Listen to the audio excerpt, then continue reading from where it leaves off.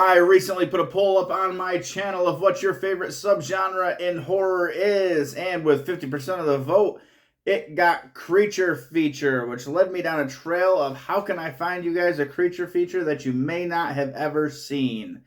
And in doing so, the first one that popped in my head was Komodo, but I noticed a lot of people say that one is a hidden gem, so I didn't want to go with that one, even though it is a good movie and it is fun. Some of the CGI does not hold up still today, but it's still a fun movie. And then I came up with Lake Placid, the killer alligator in the lake in upstate New York, where it shouldn't be there, which has great acting performances, and the graphics still hold up today. It looks very good.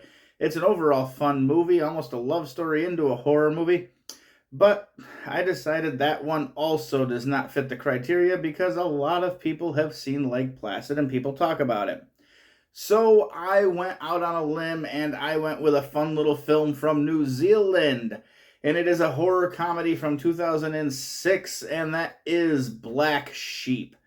No, not Chris Farley and David Spade. Instead, this one is about mutated killer sheep that are coming to get you.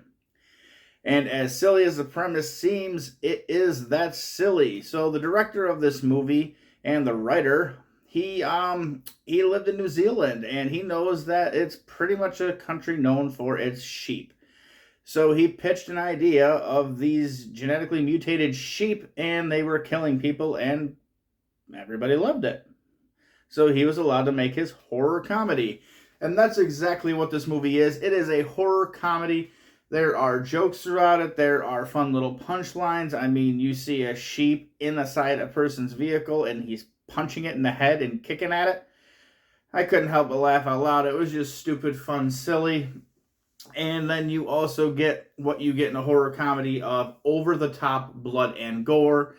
So you're going to see buckets and buckets of blood, guts, entrails, some really, really graphic kills. And it's all done very, very well because it's done by the same studio who did Lord of the Rings. And they also did Bad Taste by Peter Jackson. They did Peter Jackson's King Kong. They did Star Wars 3 and got an award for it. So they are a well-known company. And this was a movie kind of taking them back to the roots. They wanted to get back into horror because all the sci-fi and fantasy stuff that you can do, it's not quite the same as doing practical horror with blood and guts. It's just more fun to them. So you get that in here. You also do get a lovely, lovely, lovely sheep-human hybrid transformation like you see in a werewolf movie.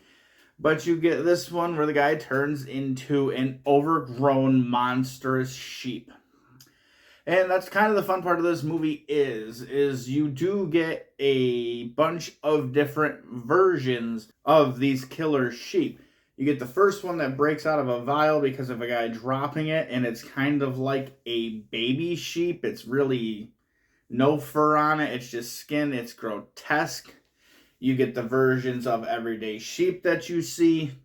And then you also get that when these sheep bite other sheep, or if they bite a human, that person will then transform into these monstrous human-sheep hybrid types. And you get some cool transformations, and you get quite a few of these sheep humanoids as bad guys in this movie, and you get to see some really cool special effects, and everything they did is practical effects, so it's kind of all that stuff that looks raw and real to you. And then, obviously, the movie itself does have a lot of humor in it. It does do a lot of fart jokes. And normally, I would say, stop with the stupid shit. But in this case, they actually use the fart jokes to their advantage. It becomes part of the story. It's the punchline at the end of the movie type of thing. So it actually fits. So kudos to them for turning fart jokes into storyline. Most movies don't do that. And like I said, this movie is over the top. It's humorous. It's about a guy. Him and his brother were on this farm as kids, and he tormented his brother. So his brother is now deadly, like, afraid of sheep. But his brother's coming back because the main guy is buying the farm from the brother in order for him to continue his genetically modified sheep. And he does have one sheep that he's showing off to all these rich people who want to be investors and want to get these new sheep. And it's just a monstrous, weird, but supposed to be beautifully perfect looking sheep.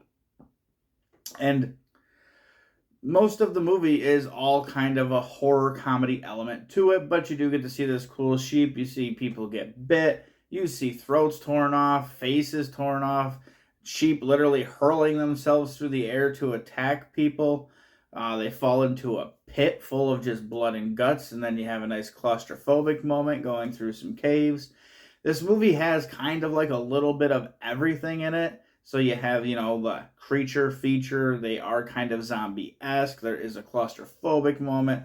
There's comedy. There's literally a little bit of everything. So the movie doesn't ever seem boring. It's just kind of a fun ride the whole way through. And then when you get to the ending, it's just everything that you would expect from this movie going up to it. Not where it's like, oh, I saw that coming, but maybe. But it doesn't not fit the movie, and it doesn't take away from the movie. The ending seems to fit perfectly. So overall, it is a fun movie. I don't want to delve into any more details if you want to watch it. I do know that it's on Amazon Prime right now for free with that whole freebie thing with ads. So you can check this one out.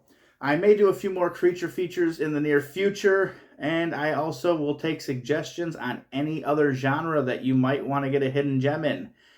Don't forget to like, subscribe, share this to anybody else who wants to watch it. And until the next one, rest in peace.